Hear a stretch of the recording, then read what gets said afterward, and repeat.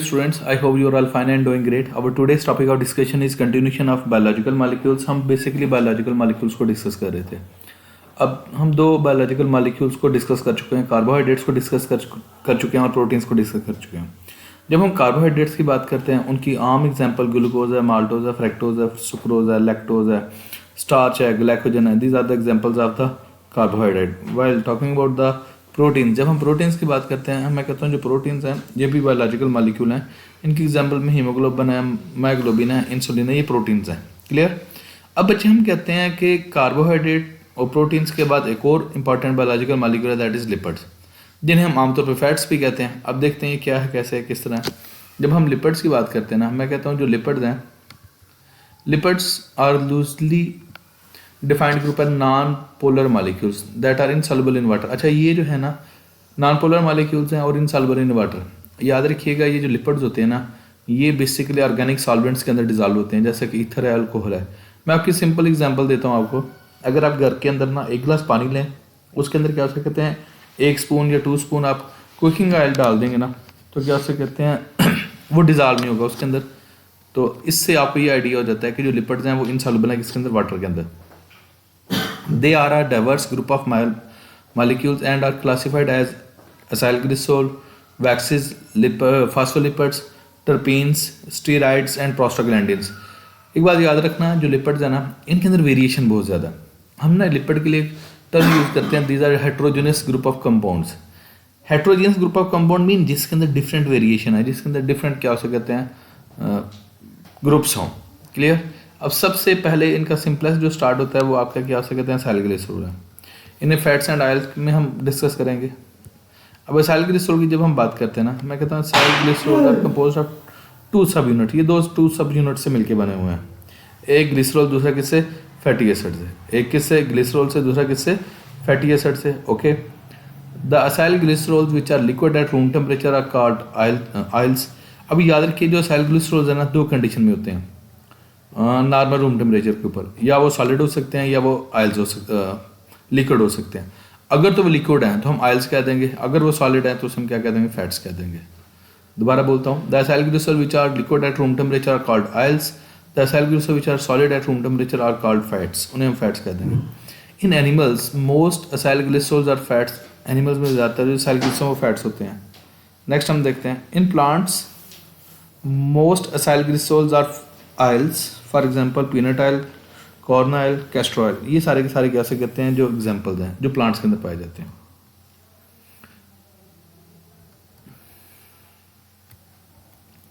Next वो बात करता है केमिकली एसाइलग्लिसरॉल्स आर एस्टर्स. अब एस्टर क्या चीज़ है, मैं इसकी डेफिनेशन बोलता हूँ. ऊपर जो आपका है ना ये येलो बॉक्स, इसमें एस्टर की डेफिनेशन लिखी हुई है. अब इसको हम एस्टर को कैसे डिफाइन करते हैं. Ester is the compound produced as a result of chemical reaction of an alcohol with an acid. जब एक अल्कोहल रिएक्ट करता है किसके साथ, एसिड के साथ, तो हम कहते हैं जो रिजल्टेंट मॉलिक्यूल बनता है उसे हम एस्टर कहते हैं. क्लियर. और साथ एक वाटर का मॉलिक्यूल रिलीज होता है. Okay. Chemically acylglycerols are esters of fatty acids and alcohols. They are synthesized through dehydration synthesis. आप डिहाइड्रेशन सिंथेसिस भी कह सकते हो और आप इसे कंडेंसेशन भी कह सकते हो. क्लियर. कंडेंसेशन को हम क्या कहते हैं, formation of large molecule by joining of 2 smaller molecules and with the release of water.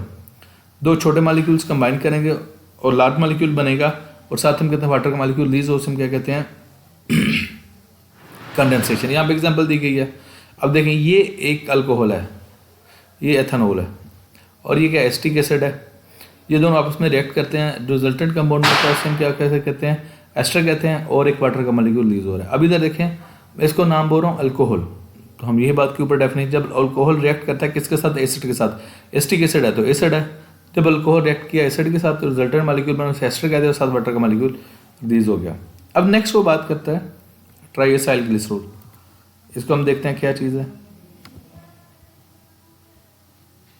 The most widely found acylglycerol triacylglycerol, triglycerides भी कहते हैं, आल्सो कॉल्ड न्यूट्रल लिपिड्स. जिन्हें न्यूट्रल लिपिड्स कहती हूँ क्योंकि इनके ऊपर ओवरऑल चार्ज नहीं होता, इसलिए. So that's why they are called as neutral lipid. In triacylglycerol 3 molecules of fatty acids.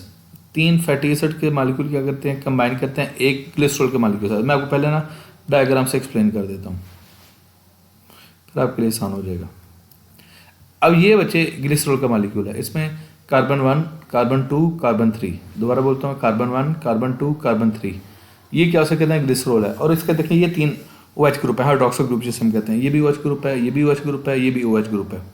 अब इसके साथ भी यहाँ पे फैटी एसिड अटैच हो गया, यहाँ पे फैटी एसिड अटैच हो गया, जहाँ पे कर्सर मूव कर रहा है यहाँ पे फैटी एसिड क्या हो गया, अटैच हो गया। अब क्या हुआ, इधर से H है, इधर से OH है, ये दोनों वाटर के फॉर्म में रिलीज हो गए। अब इस कार्बन और इस ऑक्सीजन के दरमियान यहाँ पे बॉन्ड बन गया, ये बॉन्ड बन गया, ये राइट साइड पर। अब यहाँ पे फिर नेक्स्ट सेकंड कार्बन पे ये हुआ कि इधर से हाइड्रोजन आया, इधर से OH आया, वाटर का मॉलिक्यूल रिलीज हो गया और इस कार्बन और ऑक्सीजन के दरमियान क्या है, बॉन्ड बन गया। ओके, नेक्स्ट हम फिर बात करते हैं, हम कहते हैं इधर से हाइड्रोजन आया, इधर से OH ग्रुप आया, कंबाइन किए तो वाटर का मॉलिक्यूल रिलीज हो गया, फिर यहाँ पे बॉन्ड बन गया। अब क्या हुआ, एक ग्लिसरॉल के मॉलिक्यूल के साथ 3 फैटी एसिड अटैच हो गए, तो इसलिए हम कहते हैं ट्राई एसाइल ग्लिसरॉल। ट्राईग्लिसराइड भी कह सकते हैं या ट्राई एसाइल ग्लिसरॉल भी कह सकते हैं, दैट डिपेंड्स अपॉन यू, आपकी अपनी कन्वीनियंस है। क्लियर। इसका और इस प्रोसेस को हम एस्टेरिफिकेशन भी कहते हैं, because ester bond is being formed. ये एस्टर बॉन्ड है, ये एस्टर बॉन्ड है, ये एस्टर बॉन्ड है, ये एस्टर बॉन्ड है। क्लियर। अब इसको रीड कर लेते हैं। Glycerol is 3 carbon alcohol, 3 carbon alcohol है, मीन इसके अंदर 3 कार्बन है, and each of its carbon bears an hydroxyl group, इसके ऊपर एक हाइड्रोक्सिल ग्रुप होता है। The 3 carbon of glycerol form the backbone of the acyl glycerol molecule to which 3 fatty acids are attach. ये मैं सारी चीज़ें एक्सप्लेन कर चुका हूँ। ओके, नेक्स्ट हम बात करते हैं फैटी एसिड्स की। These are responsible for all characteristics of acyl glycerol, कि जितने भी एसाइल ग्लिसरॉल कैरेक्टरिस्टिक्स हैं उनके लिए रिस्पॉन्सिबल है। Fatty acids are long hydrocarbon होते हैं। हाइड्रोकार्बन से मुराद होता है जिसके अंदर 2 एटम हो, कार्बन और hydrogen. Clear. With carbon in even number. अच्छा, ये याद रखना, मैं एक स्टेटमेंट यहाँ पे देता हूँ। मैं कहता हूँ जो नेचुरली अकरिंग फैटी एसिड्स होते हैं उनके अंदर कार्बन नंबर इवन होता है। अब मेरा क्वेश्चन ये है कि उनके अंदर इवन कार्बन नंबर क्यों होता है, ऑड कार्बन नंबर क्यों नहीं होता। ये आप क्या उसमें सर्च कीजिएगा और मुझे आंसर दीजिएगा। अपने टीचर से डिस्कस कर लीजिएगा, अपने कलीग से डिस्कस कर लीजिएगा, मेरे फ्रेंड से डिस्कस कर लीजिएगा, तो मुझे बताइएगा कि जो नेचुरली अकरिंग फैटी एसिड्स हैं उनके अंदर कार्बन नंबर इवन होता है, 4, 6, 8, 10, 12, 14 एंड सो ऑन, तो ऑड क्यों नहीं है। Anyways, ending in carboxyl group होता है। दे वेरी इन लेंथ, इनकी लेंथ वेरिएबल होती है depending upon the number of carbon. जितने कार्बन नंबर जो ज़्यादा होते जाएंगे वो होता जाएगा, लार्ज मॉलिक्यूल होता जाएगा।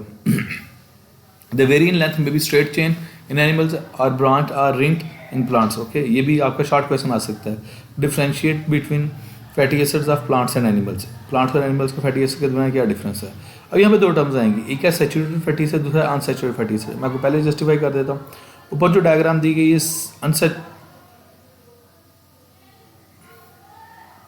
अच्छा, ये क्या उसे कहते हैं अनसैचुरेटेड फैटी एसिड की है और ये क्या उसे कहते हैं सैचुरेटेड फैटी एसिड की है।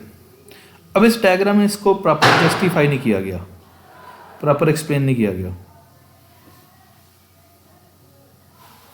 मैं आपको ना शो करता हूँ।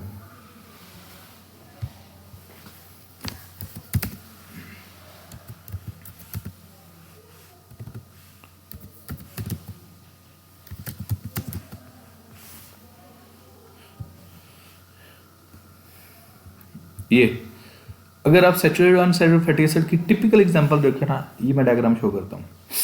अब जितनी कार्बन चेन होती है ना, ये जितनी कार्बन चेन है, अगर तमाम कार्बन के दरमियान सिंगल बॉन्ड है ना, तो वो है सैचुरेटेड फैटी एसिड। ये सैचुरेटेड फैटी एसिड लिखा है सैचुरेटेड। और अगर इसी कार्बन चेन में कार्बन के दरमियान डबल बॉन्ड है तो इसे अनसैचुरेटेड फैटी एसिड कहते हैं। अच्छा, ये कंफ्यूज मत होना, ये कार्बन और ऑक्सीजन के दरमियान डबल बॉन्ड, ये तो कार्बोक्सिल ग्रुप का COOH है, इसकी बात नहीं मैं कह रहा। मैं कह रहा हूँ जो कार्बन है ना, अगर इनके दरमियान सिंगल बॉन्ड है तो वो सैचुरेटेड फैटी एसिड है, और कार्बन के दरमियान कहीं पर डबल बॉन्ड आ गया तो अनसैचुरेटेड फैटी एसिड है। क्लियर। ये मैं जवाब जस्टिफाई करना चाह रहा था। एनीवेज, नेक्स्ट हम देखते हैं। Saturated fatty acid contain no double bond in their hydrocarbon chain, यही मैं जस्टिफाई कर चुका हूँ आपको। In saturated fatty acids all internal carbon possess hydrogen side group, और ज़ाहिर बात है साइड पे हाइड्रोजन साइड ग्रुप्स होंगे। ओके, दिस फैटी एसिड में एक स्ट्रेट चेन्स होती हैं and have a high melting point, उनका मेल्टिंग पॉइंट ज़्यादा होता है। नेक्स्ट हम बात करते हैं। अच्छा, मुझे लगता है आपकी बुक वाले ने पता क्या किया है, इससे ना ये गलती हो गई हुई है। बेसिकली इसे ये चाहिए था, इसकी जो लेबलिंग है ना, ये सैचुरेटेड फैटी एसिड ऊपर लिखना था, अनसैचुरेटेड फैटी एसिड नीचे लिखना था। इससे क्या हो सकता है लेबलिंग गलत है इसकी डायग्राम की।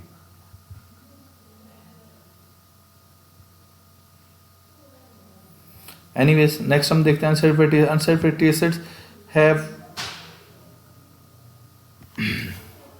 डबल बॉन्ड हो सकते हैं और 6 मैक्सिमम हो सकते हैं बिटवीन 1 और मोर पेयर्स ऑफ कार्बन दरमियान अगर डबल बॉन्ड आ गया तो आपको क्या होगा अनसैचुरेटेड फैटी एसिड। तो बेसिकली ये वाला अनसैचुरेटेड फैटी एसिड है जिससे इसने लेबल सैचुरेटेड किया हुआ है।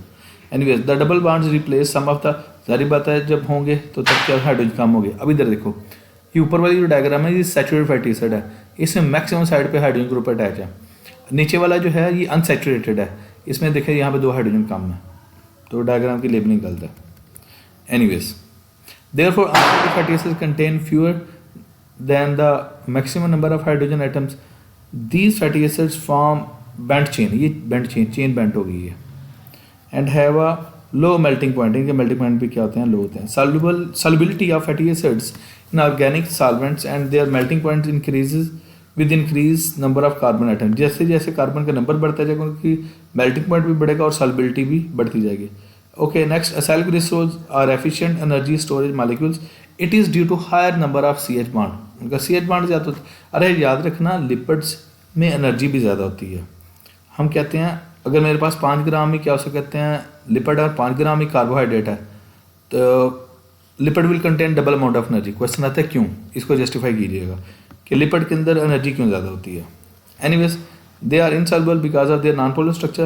Therefore, they can be deposited at specific storage location within organism. Animals fats contain more energy than do plant oils. Plant oils के comparison में जो animal fats हैं उनमें energy ज़्यादा होती है because they contain saturated fatty acids. जो saturated fatty acids हैं उनमें energy ज़्यादा है, आप simple बात याद रख लीजिएगा। And so contain more CH bond. जारी बात है उनमें कार्बन में डबल बॉन्ड नहीं है तो हाइड्रोजन अटैच होगी, जब हाइड्रोजन अटैच होगी तो CH बॉन्ड ही बनेगा। On the other hand, plant oils have unsaturated fatty acids and contain comparatively less number of CH bond. Okay, less number of. When organisms have to store glucose for longer period, they usually convert into fats and oils. तो आपके body के अंदर जो चर्बी है वो fat ही है। ये मैं एक्सप्लेन कर चुका हूँ और बच्चे यहाँ तक आपको क्वेश्चन हो तो बता, you can ask in the comment section. ये आपका हो गया acyl glycerol. Clear, thank you.